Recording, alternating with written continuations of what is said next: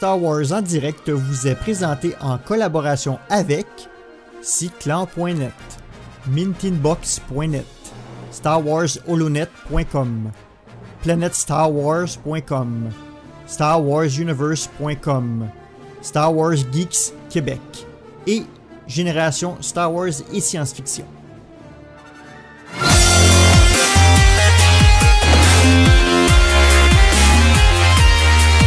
Bonjour à tous et bienvenue dans Star Wars en direct, la voix du fandom Star Wars. Si vous entendez un peu de musique Star Wars derrière moi, c'est parce qu'avec Sylvain, nous sommes au parc Walt Disney Studios, invités par les équipes de Disneyland Paris pour profiter non seulement de la saison Les Légendes de la Force, mais également de la vente exclusive de pins imaginée par notre ami Patrice Giraud, que l'on retrouvera en interview tout à l'heure. Attention, teasing.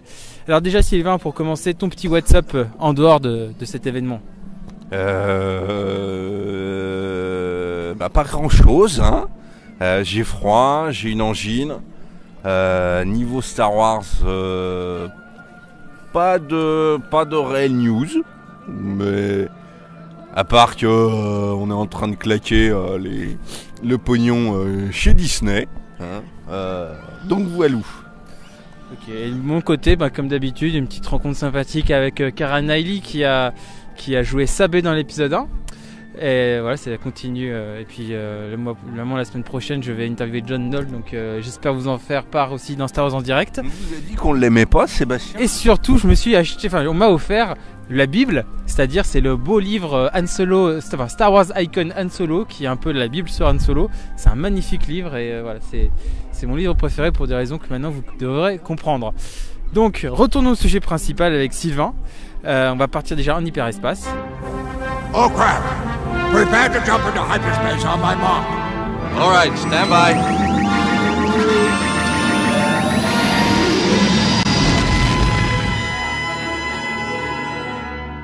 On est de retour en hyperespace.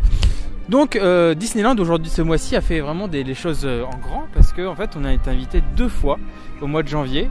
On a été invité il y a 2 semaines, donc le 12 janvier pour l'inauguration de la saison de la Force. Enfin, c'est pas la saison de la Force, c'est les Légendes de la Force. C'est le nouveau nom qu'ils ont donné cette année. À Disneyland Paris, voilà.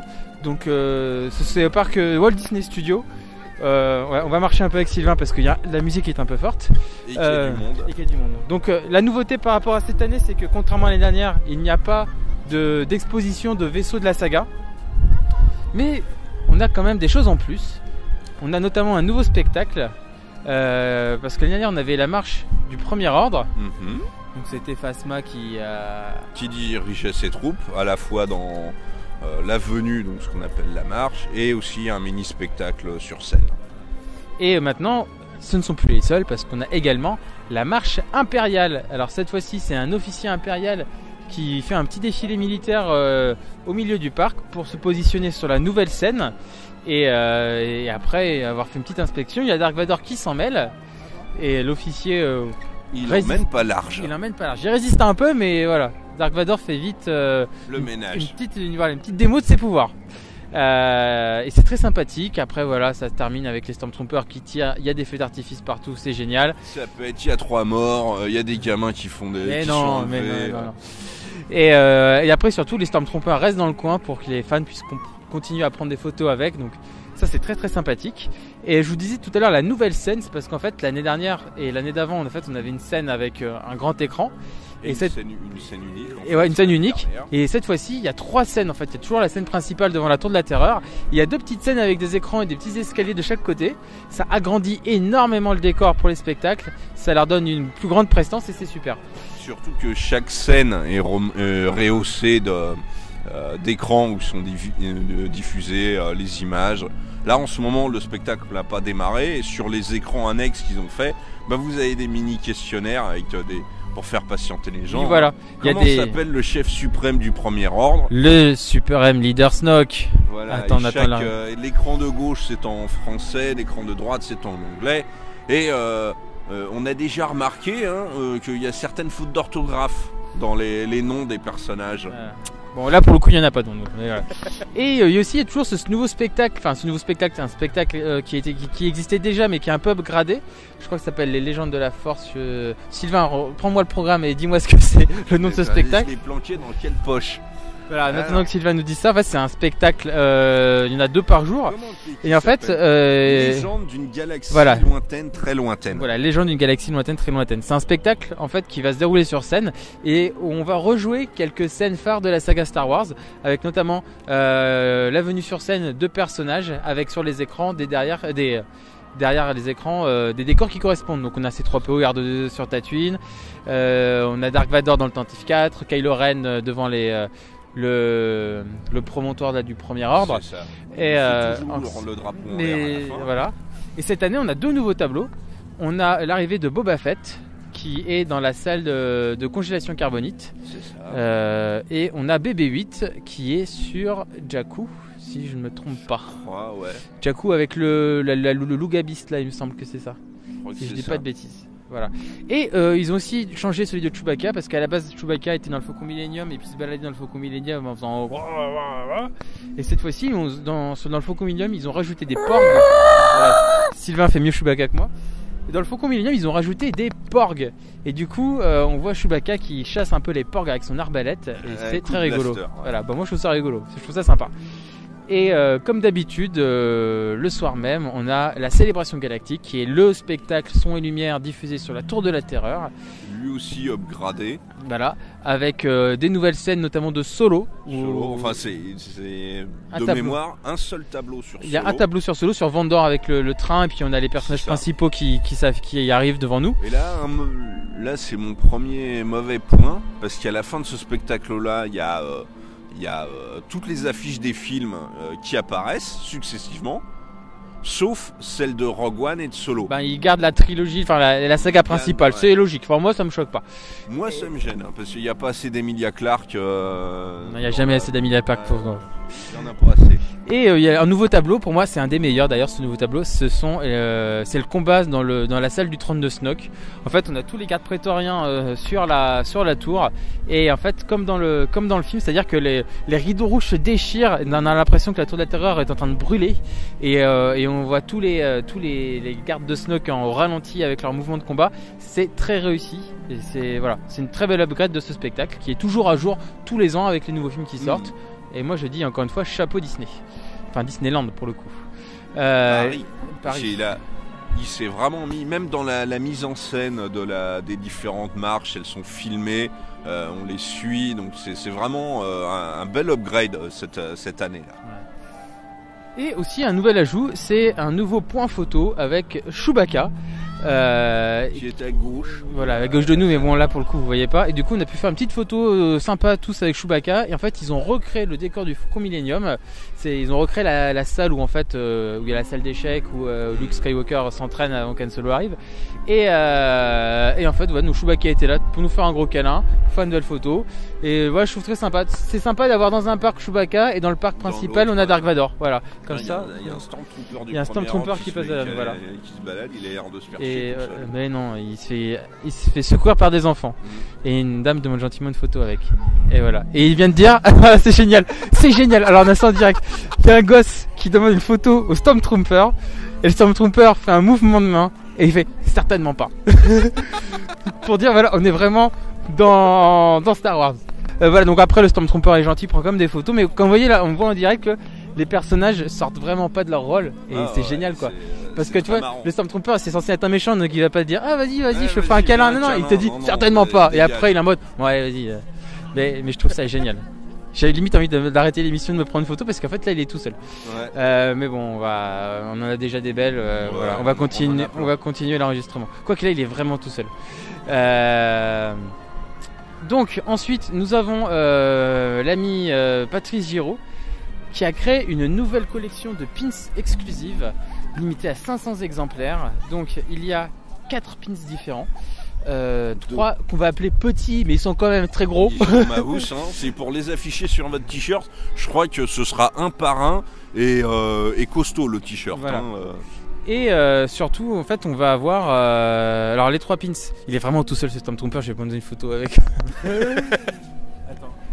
Bon, eh ben Seb, il vient de partir hein, pour prendre une photo. On va essayer de le suivre. Et on vous aurait en temps réel s'il réussit à prendre sa photo ou pas. Pour le moment, c'est un échec. Il y arrive ce con.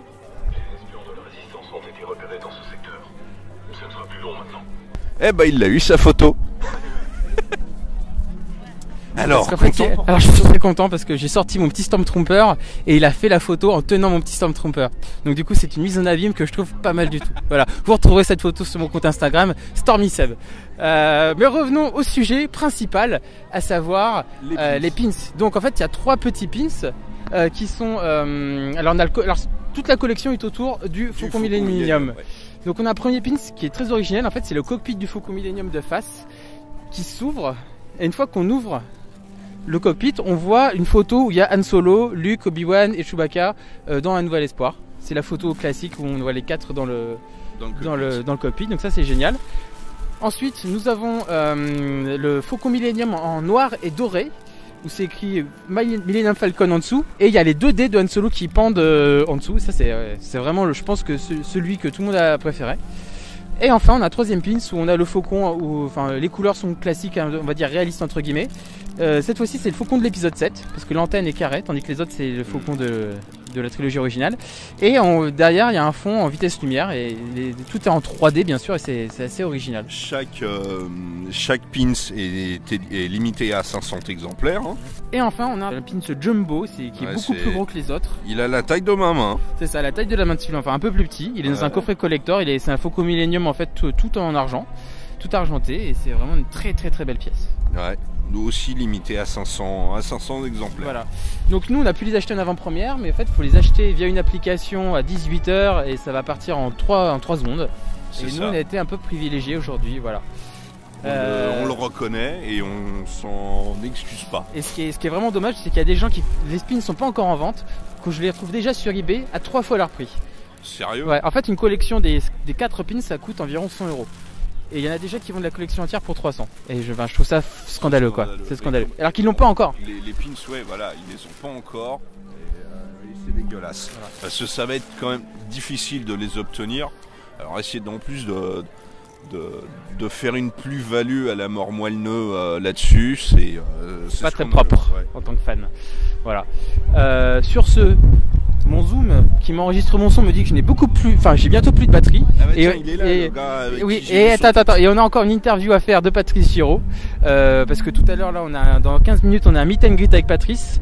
Donc on va y aller. Je vais sauvegarder. On va recharger le Zoom. Voilà, on va recharger la batterie si possible et on va vous retrouver avec Patrice Giraud. Voilà, à tout de suite. Alors on est de retour dans Star Wars en direct spécial Disneyland. Je suis actuellement dans la voiture avec Patrice Giraud sur le chemin du retour. Star Wars en direct c'est ça aussi, on est sur le terrain. Alors Patrice, je vais te poser du coup quelques questions sur ta belle collection de pins. Déjà comment ça s'est fait le contact avec les équipes de Disneyland pour cette belle collection? Bah tout simplement un jour j'ai reçu un coup de fil de Claire Vanier de Disneyland Paris qui avait je crois qu'il avait vraiment envie de un peu peut-être dépoussiérer ce qu'il fait dans le pins dans le monde entier sur Star Wars. Moi je ne connaissais pas trop cet univers-là, c'était pas vraiment mon truc. Et je connaissais, j'avais 1 ou 2 pins effectivement que j'avais acheté à l'époque sur les anciens films. Et l'idée qu'ils avaient, c'était de dire bon, aujourd'hui on a fait pas mal de choses depuis des années en pins. Qu'est-ce qu'on pourrait faire de plus? Et ils se sont dit on va peut-être faire ce qu'on a déjà fait sur d'autres collections Disney. C'est de faire ça avec une collaboration de quelqu'un dans cet univers. Et donc de faire un pins pour les fans par un fan. Et c'est comme ça qu'ils se sont renseignés et qu'ils sont bien sûr tombés, je dirais un peu sur mon nom parce que mon historique avec Star Wars, la création du Lucasfilm Magazine, les livres, les expos, voilà. Et donc ils m'ont contacté et j'ai trouvé que le projet était très intéressant, surtout que j'avais littéralement carte blanche. Patrice, qu'est-ce que tu as envie de voir comme pin Star Wars? Donc j'ai un peu regardé ce qui se faisait un peu aux 4 coins du monde, de ce qui a été fait par le passé dans les parcs. Et voilà, j'ai tout de suite eu l'idée d'avoir un pins du cockpit du Faucon Millenium qu'on pourrait ouvrir et qui permettrait de dévoiler l'équipe de Star Wars à l'intérieur avec Obi-Wan, Luke Skywalker, Chewbacca et Han Solo. Voilà. Et une fois que j'ai eu cette idée-là, je me suis dit, bon ben, puisque on pourrait faire un cockpit, bah pourquoi je développerais pas une collection de pins Faucon Millenium. Voilà. Puisque c'est finalement un vaisseau qui m'a fait rêver dans mon enfance, et notamment le jouet de chez Kenner, hein, qui était quand même une folie à l'époque quand il est sorti. Très peu de gens l'avaient parce que ça coûtait très cher, c'était un jouet énorme. Et finalement j'ai plus fantasmé même sur le jouet Kenner de chez Hasbro que sur le Faucon du film. Mais voilà, ça a fait partie de ma petite histoire personnelle. Et donc on a développé cette gamme qui aujourd'hui voilà, a été dévoilée à Disneyland Paris. Alors la gamme elle est limitée à 500 exemplaires, elle est déjà sold out à l'heure où on parle, voilà, elle était mise en ligne à 18h et tout est parti en 2 minutes, c'est ça. Pourquoi Disney ont voulu faire une belle collection si limitée? Bah, je crois qu'il y a... On est quand même aujourd'hui, et notamment Star Wars, hein, par son merchandising, dans ce qu'on appelle des marchés de masse, c'est-à-dire qu'il y a beaucoup de choses en des grosses quantités, voilà. Finalement, aujourd'hui avec Internet, quand on est fan, on peut avoir tout ce qu'on veut partout dans le monde. L'intérêt de faire des collections limitées, finalement, ramène cette notion de rareté qu'il y avait à l'époque quand on aimait Star Wars. On ne pouvait pas avoir les jouets faits en Angleterre. La rareté fait partie du truc. Effectivement, c'est rageant pour les gens qui ne l'ont pas, mais ça fait partie de la quête. Ceux qui l'ont, ils sont doublement ravis de l'avoir. Ah, j'ai réussi à l'avoir. Alors effectivement, ça crée de la frustration, mais la frustration fait partie du truc. Alors les jeunes d'aujourd'hui peut-être ne se rendent pas compte, mais nous quand on était jeunes, quand les Star Wars sont sortis, entre les films, il y avait le merchandising. Et le merchandising, une fois de plus, il n'y avait pas Internet, il n'y avait pas les boutiques d'import, on trouvait pas, on était finalement dans une société très frustrée. Mais moi, ce que je me rends compte aujourd'hui, ces frustrations, c'est ce que je regrette finalement de cette époque-là. C'est parce qu'on était frustré qu'il y avait de l'attente. Et finalement, c'est l'attente qui est importante.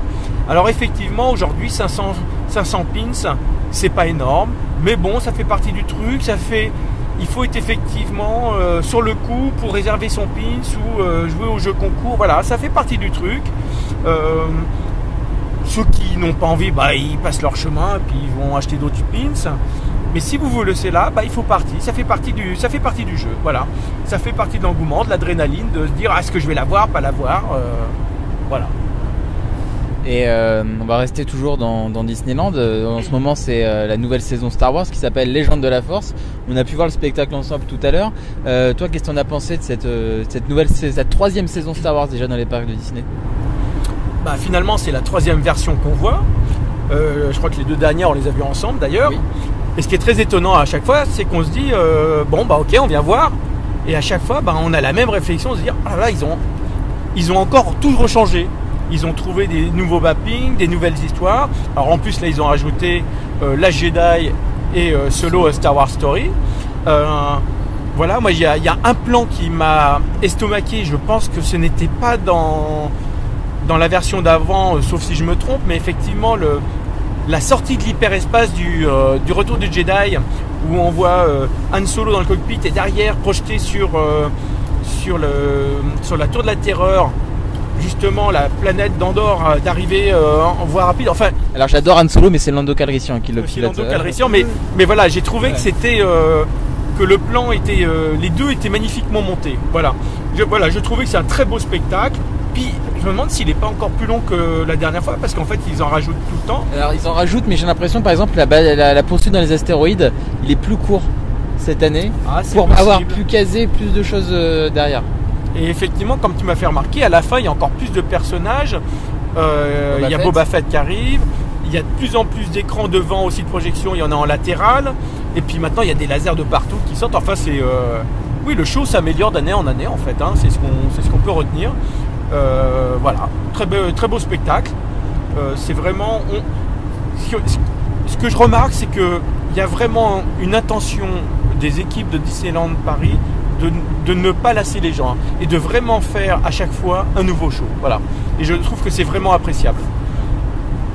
Et du coup, alors qu'est-ce qu'on peut espérer pour le futur avec Disneyland et Star Wars, que ce soit en termes d'événements, de produits dérivés, de saisons Moi, j'espère qu'il y aura d'autres collections de pins, parce que moi, finalement, ce qui est génial, c'est d'avoir cette liberté de laisser vaguer mon imagination sans contrainte. Donc, moi, j'arrive avec des petits dessins, des petites idées. Je leur fais des petits montages en Photoshop et je leur présente effectivement mes idées. Puis après, ils les mettent en 3D et c'est merveilleux. Maintenant, pour moi, ce que j'attends vraiment le plus aujourd'hui, c'est vraiment le Land Star Wars. Voilà, qui va ouvrir cet été en Californie, en fin d'année en Floride et qui sera dans le futur à Paris.